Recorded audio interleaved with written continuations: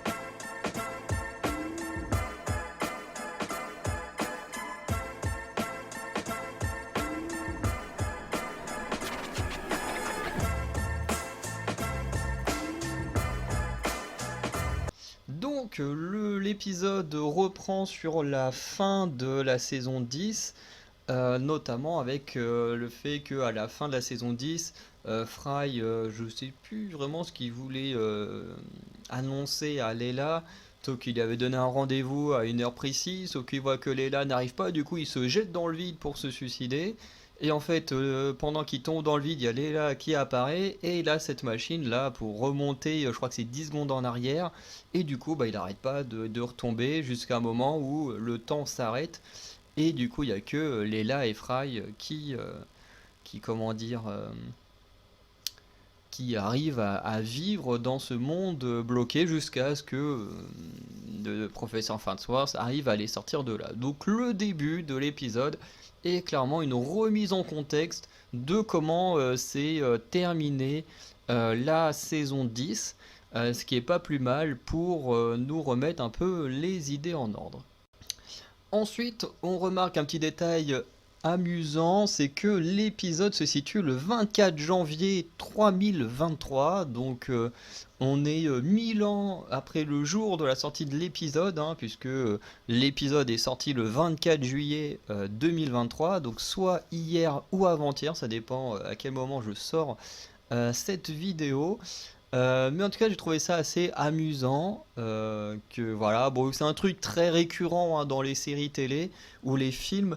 Que alors c'est plus souvent simple, c'est souvent plus simple pour les séries télé. Mais en général, ils font ça, de remettre les trucs dans les dates d'aujourd'hui, surtout quand c'est des reprises de séries ou des choses comme ça. Bref. Du coup, on a Fry qui se rend compte que ça fait 23 ans qu'il est là dans le futur, qu'il n'a rien accompli en 23 ans, bon, ce qui n'est pas totalement vrai, hein, on l'a bien vu pendant les 10 premières saisons qu'il en a vécu des tonnes d'aventures, mais voilà. Et il se lance du coup dans un objectif d'accomplir une chose dans ce futur. Et du coup, l'objectif qu'il va se donner, c'est donc de regarder toutes les séries existantes. Et du coup, il va s'inscrire sur le site Hulu. dont on reviendra, la partie juste avant la conclusion viendra sur les refs de Foulou, mais vous comprendrez très rapidement c'est quoi Foulou. Et Leila va décider de soutenir Fry dans cet objectif, chose qu'elle va très rapidement regretter. De toute façon, la plupart du temps, les persos de Futurama regrettent très vite certaines choses qu'ils font.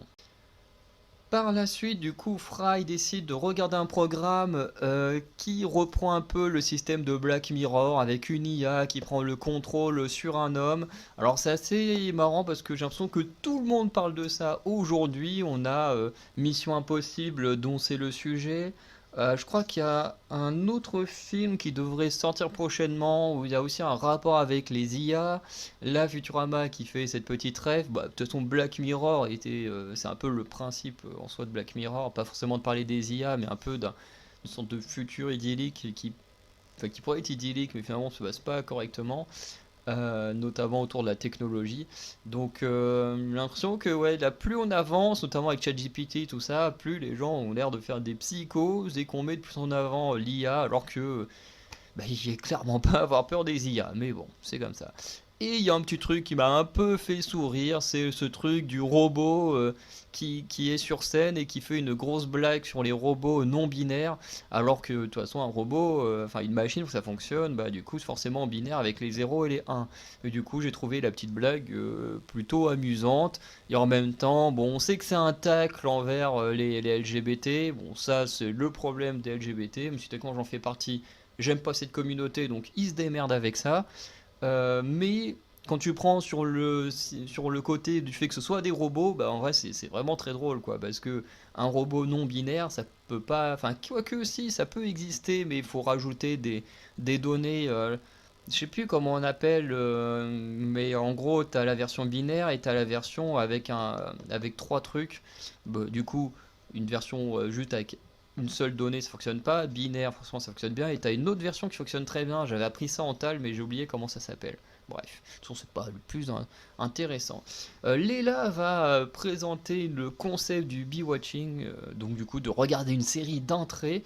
Et du coup, Fry se lance dans la dernière série qu'il n'a pas encore vue, qui est Tous mes circuits, donc qui est la fameuse série qu'on suit tout au long de Futurama, dans laquelle joue Calculon, qui est le robot acteur le plus mauvais de tous les temps, à se demander s'il fait pas de la partie de la famille d'Emilia Clarke ou d'Angelina Jolie. Bref.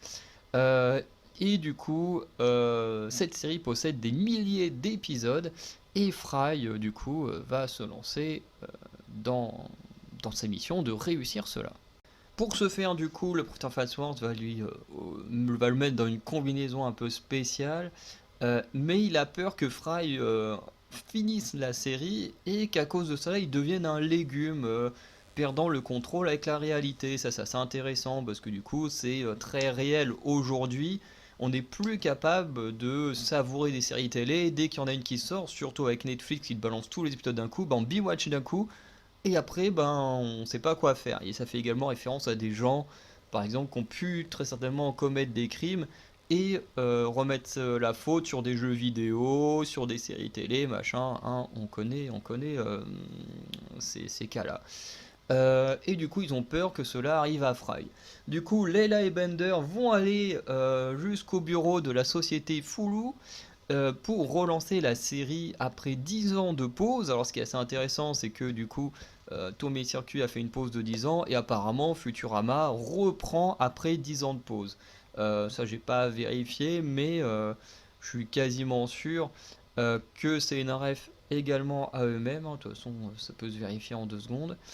Mais connaissant Futurama, ce serait pas étonnant qu'ils se soient fait une petite ref à eux-mêmes sur ce point. On va juste à regarder. Hein. Mais voilà, en tout cas, c'était assez intéressant. Il parlait aussi de faire un film. Est-ce que ça veut dire qu'un jour on aura un film Futurama? Ce serait un peu bizarre. Mais voilà, donc ouais, effectivement, la première, enfin les 10 premières saisons s'étaient arrêtées en 2013 et du coup ça a repris là en 2023. Donc c'était, je dis pas de conneries, c'était bien une ref à eux-mêmes. Et du coup, ils passent ensuite un marché avec le robot Satan pour faire revenir Calculon dans la série. Ça aussi, c'était plus histoire voilà, de placer des petits personnages comme ça de la série. On n'a pas encore vu, merde, comment ils s'appellent ces deux-là? T'as le commandant qui fait tout le temps de la merde et son bras droit là qui est en couple avec Amy là, merde j'ai oublié leur nom à eux deux. C'est vrai qu'on les a pas vus dans cet épisode mais on les verra très certainement dans les prochains parce que je crois qu'il y a 16 épisodes. Donc voilà, pendant cette semaine vous aurez une petite vidéo Futurama. Voilà donc on passe à la suite. Donc on a Fry qui va se mettre à lire la série en version rapide, voilà, parce qu'il y a des moments où il s'ennuie donc il va de plus en plus vite. Du coup, Lainla et Bender, qui eux tournent la série dans leur côté et diffusent le plus rapidement possible pour que Fry n'atteigne jamais la fin de la série, du coup doivent tourner plus vite également. Sauf que les scénaristes sont KO, du coup ils en peuvent plus. Bender du coup devient scénariste à leur place. Ensuite c'est le scénariste qui lui en peut plus et Leila prend la place de réalisatrice. Mais leur création ne fonctionne pas et ils vont se faire virer par les fameux robots dirigeants qu'on avait déjà vu dans...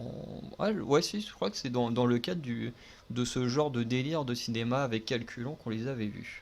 Du coup, comme la série est arrêtée, le professeur Farnsworth trouve une nouvelle idée, c'est de demander à Calculon de jouer dans le salon en ramenant Fry à la réalité petit à petit, en faisant passer du virtuel au vrai monde, puisque Fry il a ses lunettes et tout, de réalité où il voit ce qui se passe, mais s'il les enlève, du coup il verra à nouveau ce qui se passe, mais devant lui, et comme il est tellement débile, il se rendra pas compte que voilà, il a atterri dans le vrai monde.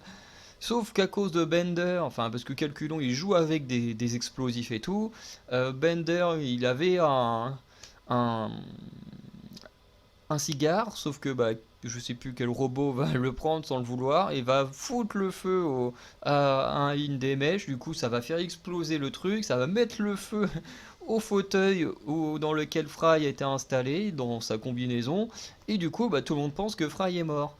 Sauf que non, parce que ce dernier avait quitté le fauteuil, tout simplement pour se remettre à la lecture, parce que il en avait marre de regarder la série, parce que c'était beaucoup trop long, que c'était trop chiant les derniers épisodes, et comme il dit, étaient vraiment très nuls, sans se rendre compte que c'était Layla et Bender qui ont produit et réalisé les derniers épisodes, ça c'était marrant. Et du coup, voilà, il y a un petit truc en mode, voilà, vous pouvez regarder des séries télé et tout, c'est très bien, mais n'oubliez pas que la lecture c'est cool aussi. Effectivement, des fois lire des petits bouquins, c'est plutôt sympa. Et du coup, la série se termine sur une sorte de procès de Fry avec plusieurs messages. Alors, c'était assez spécial. On sent qu'on est dans l'époque 2023 où il faut tout justifier, hein. Ça se sent, la fin d'épisode, c'est clairement une sorte de justification de certaines choses. Tu dis, ok, il n'y a pas besoin.